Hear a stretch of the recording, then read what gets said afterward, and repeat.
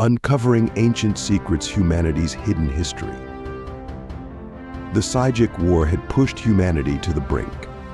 Over the course of decades, the relentless alien hive mind, with its superior coordination and devastating technology, had systematically crushed one human colony after another.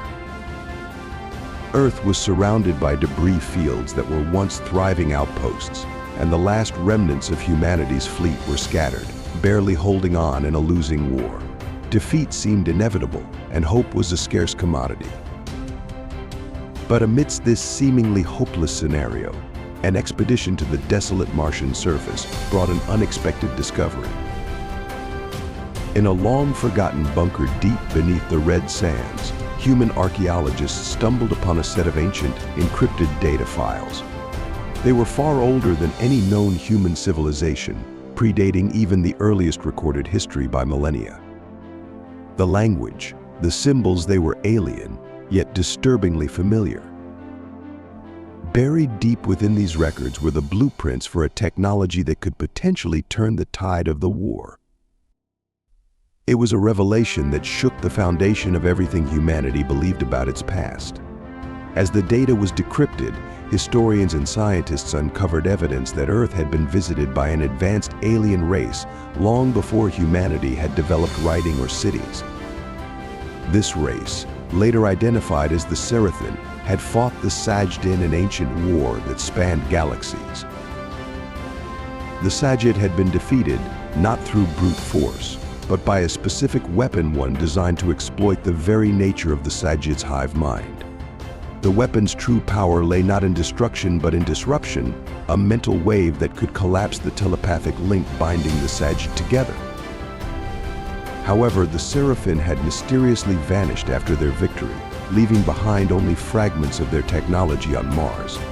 With their disappearance, the secret to controlling the Sijec had been lost for eons, until now. The problem was that building this weapon required technology far beyond what humans currently possessed. It would take every remaining resource, every scientific mind left in the galaxy, to reverse engineer the designs in time. There was also a darker realization: the weapon was dangerous. If misused, it could tear apart not just the Sijec hive mind, but every sentient consciousness within 1,000 light years. Despite the risks, humanity had no choice. The Sijec fleet was closing in, and Earth was the final target. The United Earth Command authorized the construction of the weapon, now known as Project Elysium, in a last-ditch effort to save the species. The massive cube-shaped device, shimmering with an eerie energy that no one fully understood, was loaded aboard the dreadnought Argonaut, the largest and most powerful ship humanity had left. As Captain Lena Idris stood aboard the bridge of the Argonaut staring at the incoming Sijec fleet, she knew the moment of reckoning had come. The fate of not only humanity but the entire galaxy rested on her shoulders. She could sense the weight of history pressing down on her: the ancient conflict of the Serathin, the hidden knowledge buried on Mars, and the catastrophic potential of the weapon she had sworn to use only as a last resort. But as the Sijec ships neared, blotting out the stars with their overwhelming numbers, Lena understood that the past was not just a distant memory.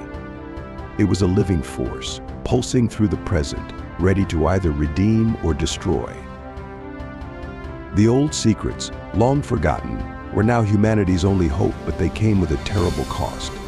There was no guarantee that the ancient alien technology would work as intended. The risk was unimaginable, but in the face of total extinction, there was no other option. This secret, hidden beneath the sands of Mars for untold millennia, had resurfaced in humanity's darkest hour.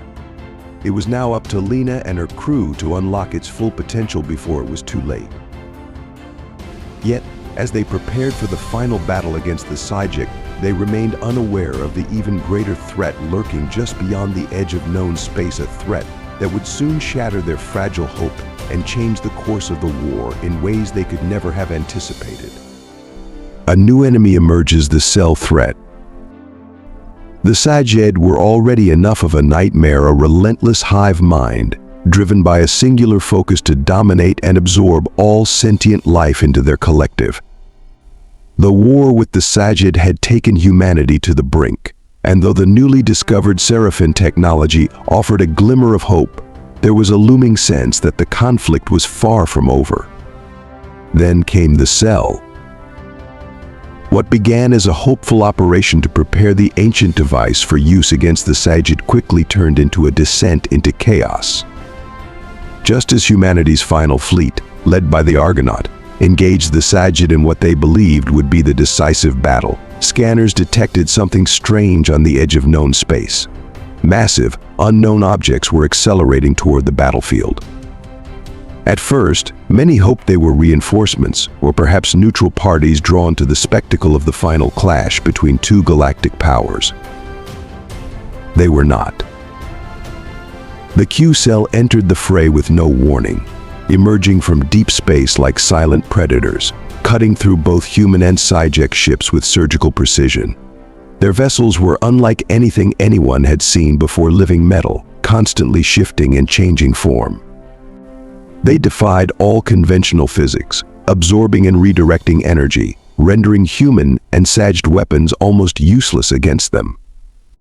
Where the Sijec fought with overwhelming numbers and coordination, the cell moved like shadowy assassins, striking at the weakest points of both fleets without hesitation.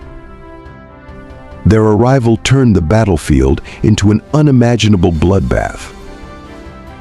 The Q-cell's true nature was more terrifying than anything humanity had encountered before. Unlike the Sijec, who sought control and assimilation, the Q-cell had no interest in domination. They sought only to destroy. Their motives were rooted in an ancient conflict, one that predated even the Sijec-Serathin War. While the Sijec assimilated worlds to feed their hive mind, the cell consumed entire systems with a cold, mechanical efficiency, leaving nothing behind but silent debris fields.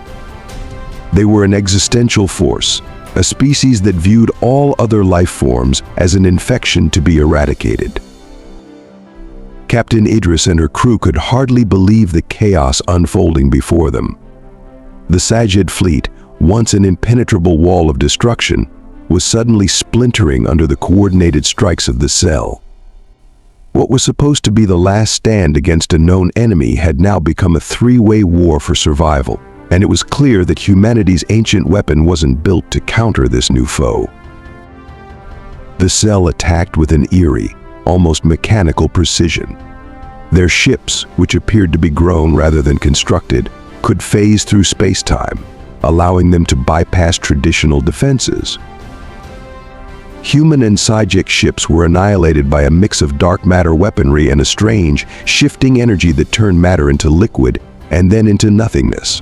Humanity's most advanced warships were reduced to molten wreckage within seconds. In the midst of this slaughter, it became clear that the shell had no concept of diplomacy or mercy. They were beyond reason, beyond communication. All attempts to establish any form of contact were met with silence.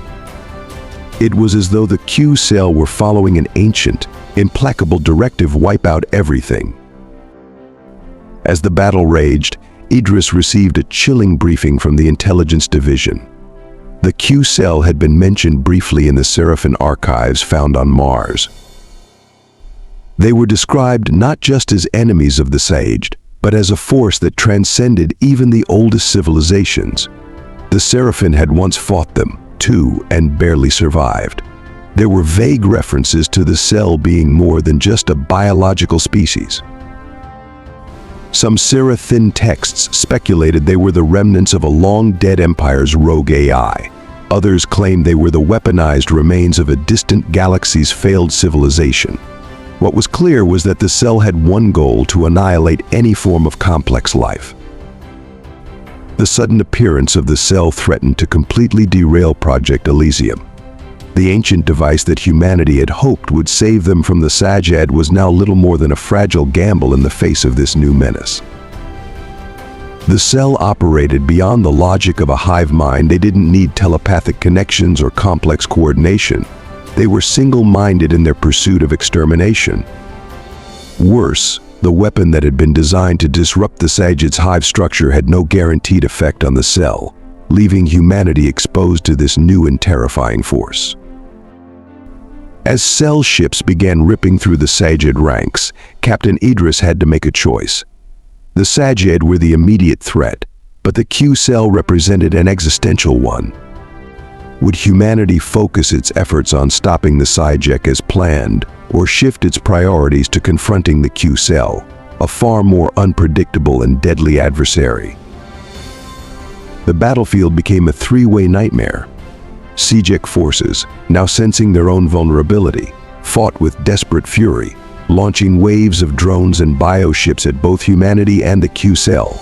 Meanwhile, human ships, vastly outnumbered and outgunned, scrambled to maintain some form of order. The Argonaut became the focal point of human resistance, leading tactical retreats while desperately protecting the cube-shaped Elysium device on board. They needed time to get the device operational, time to figure out how it might impact both the Sijec and the cell. But time was a luxury they didn't have. As the cell ships closed in, adapting and evolving to each new countermeasure humanity threw at them, Captain Idris knew that the old war with the Sijec was no longer the defining conflict of her generation. What humanity now faced was something far older, far deadlier, an enemy that did not want to conquer, but to erase. And the worst part? The cell didn't seem to care who won the war. They would simply destroy whoever was left standing. In the chaos of this new war on two fronts, it became clear that humanity's ancient weapon, designed with the Sijec in mind, might not be enough. The enemy had changed, and so too must their plans for survival. The Argonaut would have to adapt quickly, because the cell weren't slowing down. The battlefield was no longer just about saving humanity, it was about preventing the complete extinction of all intelligent life in the galaxy. Alliances of necessity, the Serathin sacrifice. As the situation spiraled into chaos, humanity's desperate search for allies took an unexpected turn. The Sijec were brutal, and the sudden appearance of the Q-cell turned an already devastating war into a battle against extinction. But then, out of the shadows of myth and ancient history, emerged a long-forgotten race, the Serathin.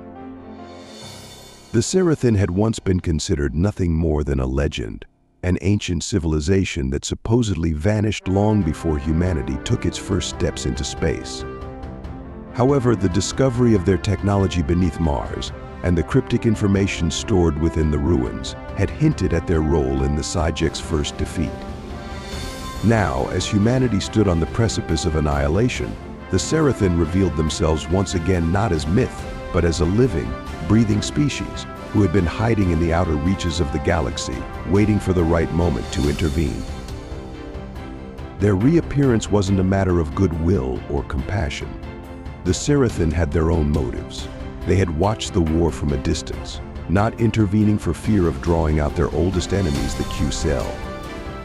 But with the Q-cell now in play, the Serathin realized that the time for hiding was over.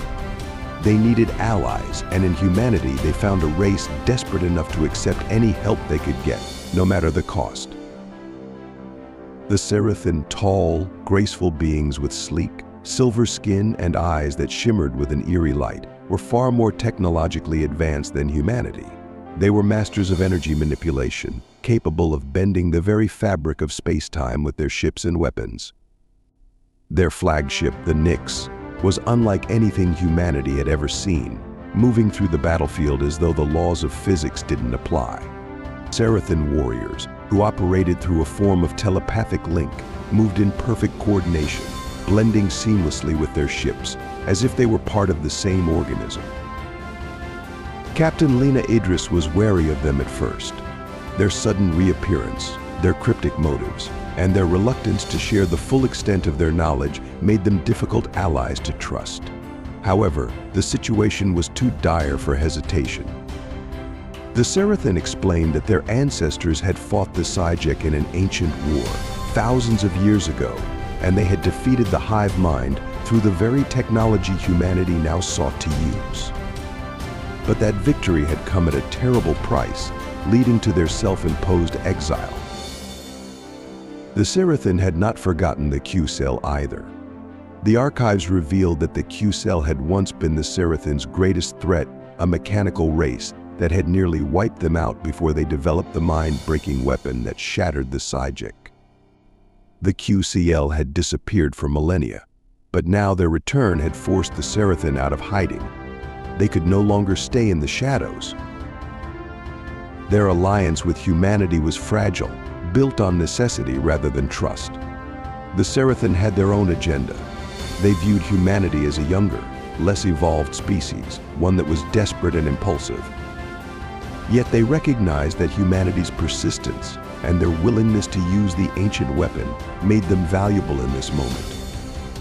The Serathin's help came with conditions they would assist in upgrading humanity's fleets and providing vital knowledge on how to operate the mind disruption device. But in return, humanity had to protect Serathin interests. Captain Idris found herself in a delicate position, negotiating between human leaders who were wary of the Serathin's true intentions and the Serathin commanders, who were growing impatient with humanity's emotional and unpredictable behavior. But the harsh reality was that humanity needed them. Without the Serathin's advanced technology and understanding of the Sijec hive mind, there was little chance that the ancient weapon could be fully activated, let alone aimed correctly. The Serathin had their own reasons for fighting the Q-cell. They harbored no illusions of altruism. They had seen what the Q-cell were capable of, their ability to consume entire civilizations, their relentless march of destruction. For the Serathin, this war wasn't just about survival, it was about revenge. The Q-cell had decimated their homeworlds long ago, forcing them into hiding. Now, the Serathin sought to reclaim their place in the galaxy, and if that meant forging an uneasy alliance with humanity, so be it. As the war raged on, the Serathin's true strength became apparent. Their ships moved through the battlefield with incredible grace, phasing in and out of conventional space to avoid incoming fire and launching precise, devastating attacks on both the Sijec and Q-cell forces. Their energy-based weaponry was far more advanced than anything humanity had, capable of tearing through the Sijec's biological defenses and disrupting their hive communication networks. With their help, humanity gained a critical advantage in the battle against the Sijec, pushing them back, even as the Q-cell continued their relentless assault. But the Serathin's aid came with a price. As the battles intensified, it became clear that their true objective wasn't to save humanity, but to ensure that the Q-cell never had the chance to rise again. The Serathin's leadership, including their cold and calculating elder, Vresh, made it clear that they were prepared to make any sacrifice necessary to see the Q-cell eradicated, even if it meant leaving humanity to face the remnants of the Sijec alone. This became heartbreakingly clear during one of the most decisive moments of the war. The Q-cell mothership, a massive, planet-sized entity of living metal and destructive energy, loomed at the edge of the battlefield. Its very presence was enough to warp the fabric of space-time, causing smaller ships to disintegrate as they drew near. It was a monstrous force of annihilation, and its approach threatened not only humanity's fleet but the Serathin as well. As Captain Idris and her crew scrambled to activate the mind disruption weapon against the Sijec, they received an urgent transmission from the Serathin fleet. Vresh, the Serathin elder, informed her that they would be launching a final, desperate attack on the Q-cell mothership. The Serathin knew they could not defeat the Q-cell in a conventional battle. Their only hope was to sacrifice themselves, using their flagship, the Nyx, to destroy the mothership from within. The Serathin's decision was one of cold logic, not heroism. They knew that humanity's technology was too primitive to handle the Q-cell threat alone, and their own numbers were too few to mount a sustained defense. The only way to stop the Q-cell was through a kamikaze attack that would obliterate both the Serathin fleet and the Q-cell mothership. It was a calculated move, one born out of centuries of hiding and waiting for this moment. For Captain Idris, the Serathin's decision was a bitter pill to swallow. The Serathin had been their only allies in this impossible war, and now they were leaving humanity to face whatever came next. But there was no time for arguments or negotiation. The Serathin had made their choice, and as Idris watched their ships begin their final, suicidal assault on the Q-Cell mothership, she understood the depth of their resolve. The Serathin's sacrifice would be the turning point in the battle, but it came with a chilling realization. Humanity had lost its only true allies in the galaxy, and while the Q-Cell might be temporarily halted, the war against the Sijec was far from over. The battlefield, once filled with chaos, was about to change once again, shaped by the heavy cost of this new alliance and the devastating loss of an ancient, enigmatic race. Total war and the cost of victory.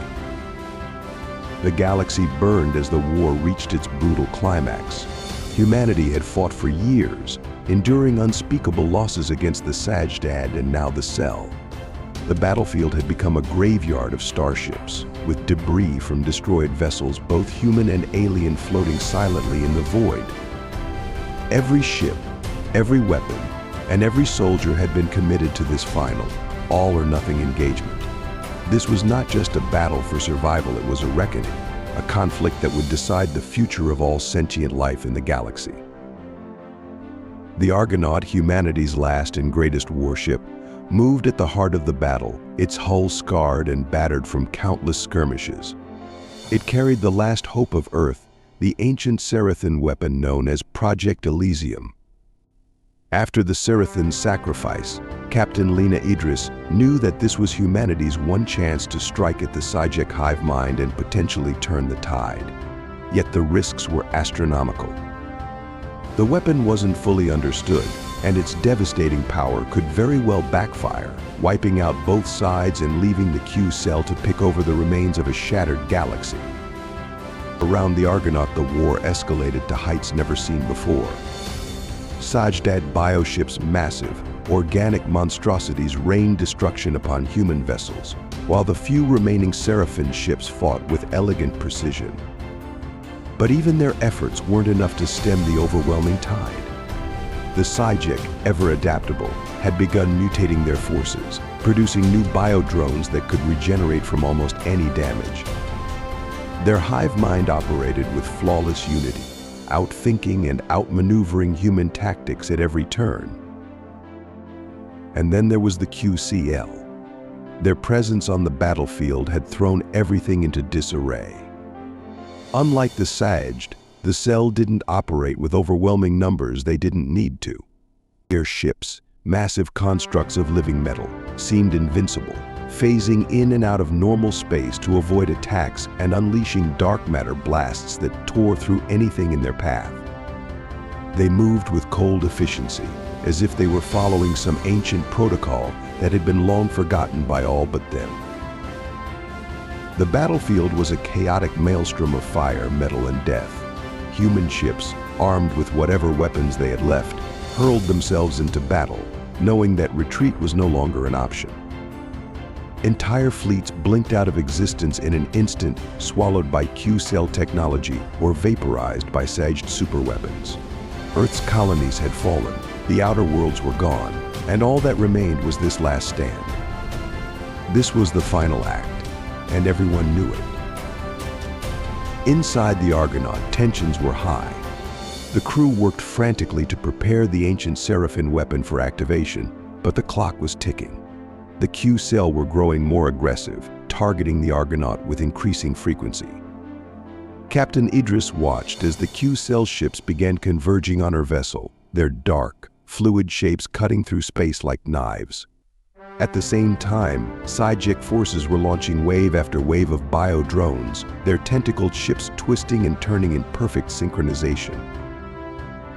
But Idris wasn't just fighting a battle on the outside. Within her, a storm of conflicting emotions raged. She had seen too many good people die, friends, colleagues, soldiers who had given everything for a cause that now seemed increasingly hopeless. The war had taken its toll on her, both mentally and physically, and now she stood at the crossroads of fate. She had the key to ending the Sijec threat, but using the Serathin weapon could also mean the end of humanity. The crew of the Argonaut worked around the clock to get the weapon online. The cube-shaped device, shimmering with a strange, iridescent energy, pulsed ominously in the ship's core. It was unlike any technology humanity had ever encountered, built on principles far beyond human understanding. The weapon's purpose was clear: it could disrupt the telepathic link that held the Sijec hive mind together. Without that connection, the Sijec would devolve into chaos, their collective intelligence shattered, their forces left leaderless. But there was a catch. The energy wave generated by the device would not discriminate between Sijec and human minds. It would ripple through space, affecting any sentient being within range. And while the Serathin had used this weapon in the distant past, they had warned that it came with a cost. The power to destroy a hive mind came with the risk of mental collapse, not just for the Sijec, but for any species that had evolved with complex neural networks. Humanity had no way of knowing if their minds could withstand the disruption. The Serathin had left only vague records, and those who had used the weapon in the past had perished in the process. The potential for collateral damage was staggering. The very act of saving humanity from the Sijec might destroy the survivors in the process, leaving the galaxy to the cold, indifferent hands of the cell. Despite these risks, there was no other option. The Sijec hive mind was too powerful to defeat through conventional means, and the cell were tearing through both fleets with impunity.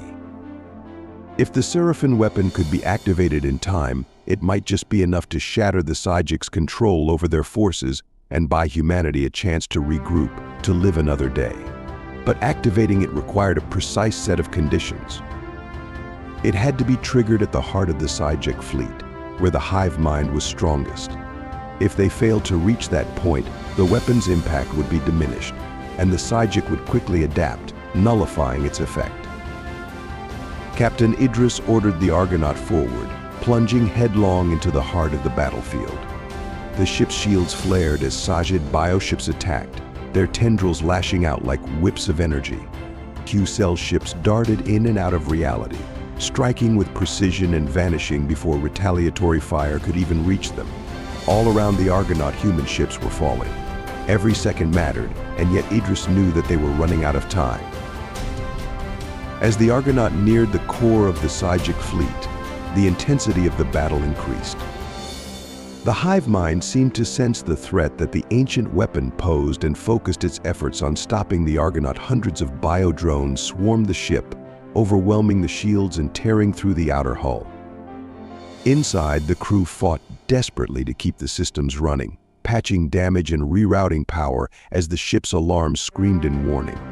Every deck was a war zone, with fires breaking out, atmosphere venting into space, and soldiers fighting off Sijec boarding parties. But the Argonaut pushed forward, driven by the grim determination of its captain and crew. They had come too far to turn back now. The weapon had been primed, and it was almost ready for activation. All they needed was one final push to reach the critical point within the Sijec fleet. The hive mind's command center was within reach, but the price of getting there was higher than anyone had imagined. Council of the entire story, HFY Stories, the Sijec War, 04 Final Old Secrets, New Enemies, Total War. In a galaxy embroiled in chaos, humanity is besieged by two formidable foes: the Sijec, a hive mind bent on consuming all sentient life, and the Cell, an ancient race returning to annihilate their enemies. As humanity's situation becomes increasingly desperate, they stumble upon the remnants of the Serathin, an advanced race thought to be extinct. The Serathin, possessing technology that could turn the tide of battle, reluctantly ally with humanity, sharing their knowledge of an ancient weapon capable of disrupting the Sijec's hive mind. However, their motives remain murky as they seek revenge against the Cell for past atrocities. The war escalates into total conflict, with humanity's fleet suffering catastrophic losses against the relentless Sijec and the coldly efficient Cell. Captain Lena Idris and her crew aboard the Argonaut must navigate this treacherous landscape while preparing to activate the ancient weapon, known as Project Elysium, to save humanity from annihilation. Time is critical, as the Cell and Sijec forces close in, threatening to obliterate the last vestiges of human resistance. As they fight through chaos and destruction, Captain Idris faces a moral dilemma. Activating the weapon could save humanity, but also risk the minds of everyone within its reach. In a climactic struggle, the Argonaut plunges into the heart of the Sijec fleet, battling overwhelming odds in a desperate bid for survival. The narrative unfolds as alliances fray, sacrifices are made, and the fate of not only humanity but the entire galaxy hangs in the balance, revealing the true cost of war and the lengths to which one must go to protect their future.